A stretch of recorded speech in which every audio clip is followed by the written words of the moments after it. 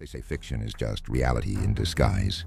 But what happens when the mask slips and you see a mirror instead? I am Detective Drayk, and tonight I need you to follow me into a game. A game most people think is just a show.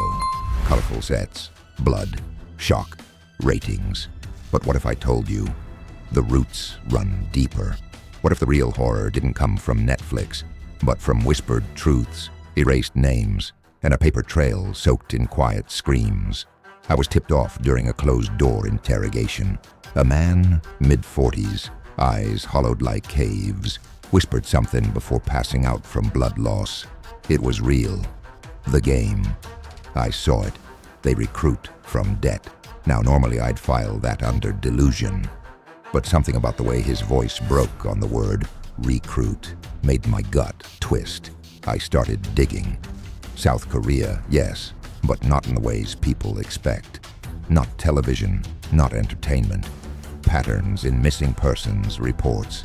People vanishing in clusters, unemployed, addicted, bankrupt, always with mounting debt. No bodies, no ransom, just gone. Like a vacuum had swallowed them whole. And then, the red envelopes. At first I thought they were props, clever fan mail, but they kept showing up in cold cases. No fingerprints, no sender, no return address. Just a shape, folded like origami, red, like blood drying on silk. These weren't fanatics reenacting a show. These were blueprints from something older, real. Now here's the thing. Most conspiracy theories fall apart because they need too many people to stay quiet. But this had a simplicity to it. No fame, no news, no survivors. A predator doesn't brag about the hunt. It just feeds. Let me ask you this, and I want real thoughts in the comments.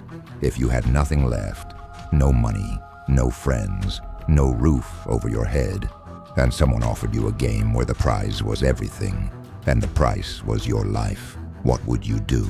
How far would you go? Because here's what chills me. I traced one of those red envelopes to a man in Busan. He'd won a small lottery the same week. 3 others from his block vanished. I tracked him down. Name changed. Face surgically altered. New passport. When I finally caught up with him, he didn't say a word. Just smiled and walked into oncoming traffic. And that, right there, was the tell.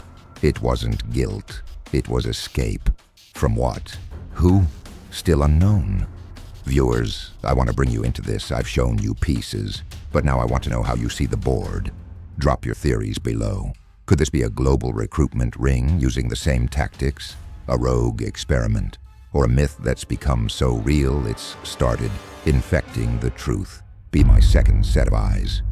You've been sharp before. Let's sharpen again. Now, there's something else. A leaked document. Government sealed. Redacted. But not enough. It contained a phrase. Behavioral elimination experiment. Group C, 067 confirmed terminated. Not a name. A number. Like a player. I'm not saying the show copied real life. I'm saying maybe the show was a way to hide it. Cloak it in fiction. That's how the smartest criminals move. They put the truth in plain sight. Nobody believes it. Which leaves us here with a question. What is fiction? But a warning wrapped in entertainment. If you've made it this far into the case, congratulations. You've survived round 1. As for round 2, I suggest you subscribe. Not because you have to, but because it might just save your life, or at least keep you one step ahead of the next game. And hey, liking this video? Well, in my line of work, we call that cooperating with an ongoing investigation. You're officially part of the team now. Badge not included. Until next time, remember, the scariest monsters are the ones hiding behind make-believe.